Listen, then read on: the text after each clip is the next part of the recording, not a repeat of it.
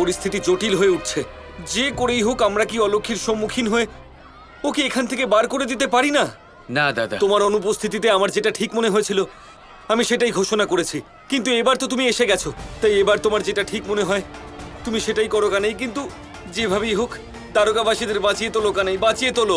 আপাতত যা আদেশ করেছেন তাকে পালন করুন, ততক্ষণ পর্যন্ত করুন যতক্ষণ না আপনার মন বলছে যে এর থেকেও শ্রেষ্ঠ কোনো উপায় আছে। আমি তো অন্য আর কোনো উপায় দেখতেই পাচ্ছি না কানে, একমাত্র এই উপায়ই আছে। কিন্তু তোমারই মতো রাধারও এই উপায় উচিত বলে মনে হচ্ছে না। তুমি আর রাধা একদম এক রকমের, একদম। রাধা আমার কথা অমান্য করে নিজের জীবন বিপন্ন করে মন্দিরে চলে গেছে কানাই। এবার তুমিই যাও আর গিয়ে বোঝাও ওকে। দাদা, রাধা শুধুমাত্র দ্বারকার কল্যাণ চায়। যদিও প্রার্থনা করায় বিশ্বাস করে তাহলে ওকে সেটাই করতে দিন।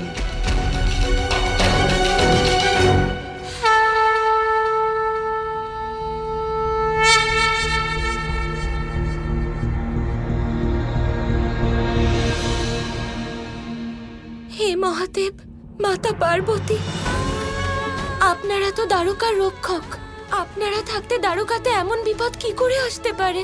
কৃষ্ণ বলে দিল ও এই বিপদের সম্মুখীন হতে পারবে না, আর এই কথাটাই আমাকে আরো অসহায় করে দিচ্ছে। এবার আপনাদেরকেই দ্বারকার রক্ষা করতে হবে।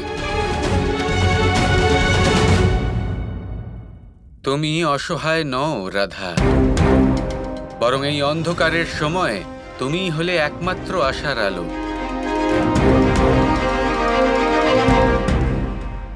যখন নিজের প্রাণ সংশয় করে এখানে দ্বারকাবাসীদের জন্য প্রার্থনা করতে আসতে পেরেছ, তাহলে তুমি অবশ্যই অলক্ষীর সম্মুখীন হতে পারবে।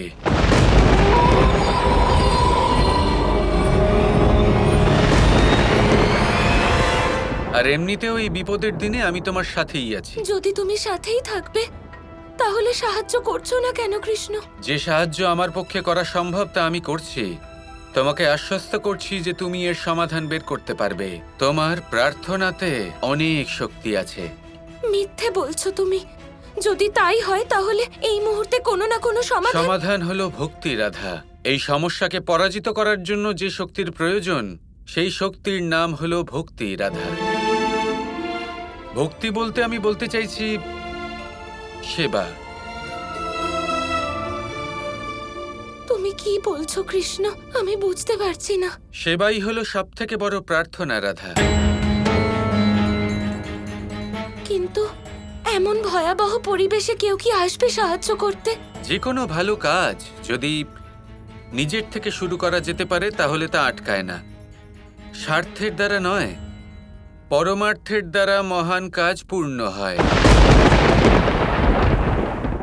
এবার আজ থেকে আমাদের রাজপরিবার থেকে প্রত্যেক দিন দুজন ব্যক্তি সেবা করতে এগিয়ে আসবে, আর যাদেরই সেবার প্রয়োজন হবে এনারা তাদের সেবা করবেন, যার ফলে নিশ্চিত রূপে প্রত্যেক দ্বারকাবাসী প্রেরিত হবেন। আর এমনিতেও এই মুহূর্তে আমি তোমার সাথেই আছি। ঠিক বলেছ কৃষ্ণ। আমরা যদি সেবা করি নিশ্চয়ই মহাদেব প্রসন্ন হবেন। আমাদের এই কাজে আর দেরি করা উচিত নয়। একেবারেই দেরি করা উচিত নয়। এখান থেকে বেরিয়ে যে রোগী আমাদের চোখে পড়বে তাকে সেবা করে আমরা এই কাজ শুরু করব।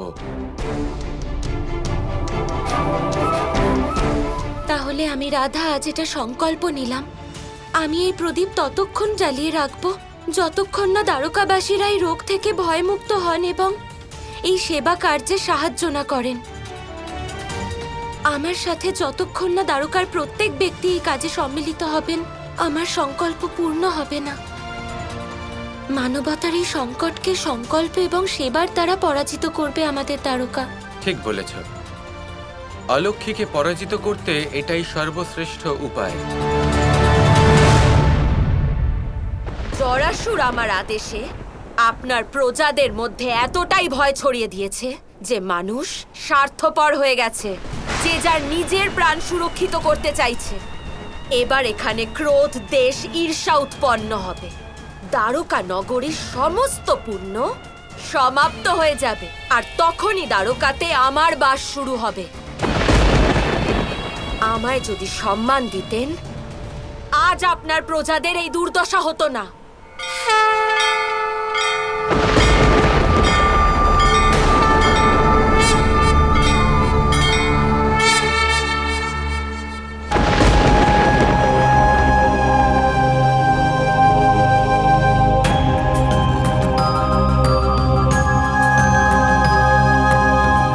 তাহলে শেষ পর্যন্ত আপনি এলেন আমাকে আমার অধিকার ফিরিয়ে দিতে?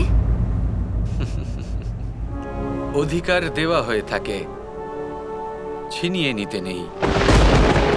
আর তুমি এখানে অধিকার কাটতে এসেছো অলক্ষী। যখন চেয়ে পাওয়া যায় না তখন তা ছিনিয়ে নিতে হয়। লক্ষ্মী রাধার রূপে আমার স্থানে বিরাজিত হয়ে আছে। এবার বলে দিন রাধাকে ও যেন আপনার সাথে যাপন করা সমস্ত প্রেম ভুলে যায়, আপনাকে ত্যাগ করে যেন চলে যায়। কৃষ্ণকে ছেড়ে রাধা চলে যাবে তা কখনোই সম্ভব নয় অলক্ষী। কৃষ্ণ হলো রাধার আর রাধা কৃষ্ণের।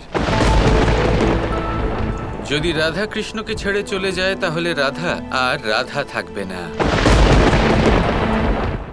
আচ্ছা, তাহলে রাধার মূর্খতায় আপনিও সঙ্গ দিচ্ছেন। আপনি চাইছেন আমার আর রাধার মধ্যে যুদ্ধ হোক। এটুকু জেনে রাখুন যে যুদ্ধে রাধার পরাজয়ই হবে, আর তারপর রাধাও আপনাকে হারিয়ে ফেলবে। রাধা কখনোই কৃষ্ণকে হারিয়ে ফেলতে পারে না।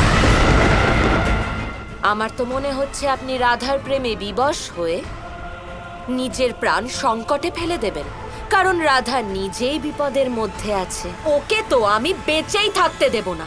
পাতাল লোকের অন্ধকারের ফলে তোমার বুদ্ধি ভ্রষ্ট হয়েছে। নয়তো রাধা কৃষ্ণের প্রেমকে বোঝা এতটা কঠিন নয় অলক্ষী।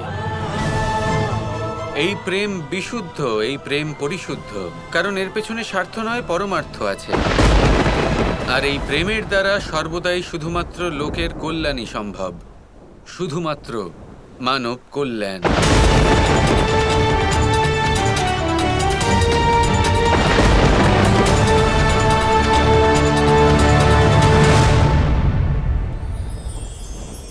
যখন কঠোর রোদে আমাদের শরীর উত্তপ্ত হয়ে যায়, আমরা গরম অনুভব করি, তখনই যদি বর্ষা হয় আর বৃষ্টির জলের ফোঁটা আমাদের শরীরে এসে পড়ে, তখন কেমন অনুভূতি হয়? বর্ষার এই জলের ফোঁটা যখন ধরিত্রীতে পড়ে তখন যে নাদ উৎপন্ন হয়, মনে হয় যেন এক সঙ্গীত। এমন এক সঙ্গীত যা স্থিরতার সাথে আমাদের বুঝিয়ে দেয় যে এই সূর্যের উত্তাপ, এই রোদ, তা চিরকালের জন্য থাকবে না। সূর্যের কিরণের যতই তেজ থাকুক, যখন বর্ষা আসবে এই রোদের কিরণকে শীতল করবে। সূর্যের তেজ যতই বেশি হোক না কেন, কখনো না কখনো কালো মেঘ আসবে আর সূর্যকে ঢেকে দেবে।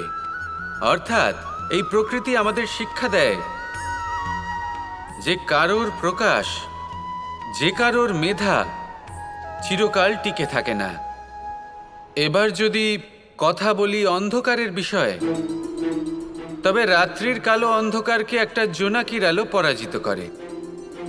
অর্থাৎ অন্ধকারও চিরকালের জন্য বজায় থাকে না। এটা কি আমরা বুঝলাম? তবে আপনাদের দুটো সহজ প্রশ্ন করব। জীবনে যখন কিছুই আপনাদের সাথে চিরকাল থাকবে না, তাহলে অহংকার কি নিয়ে?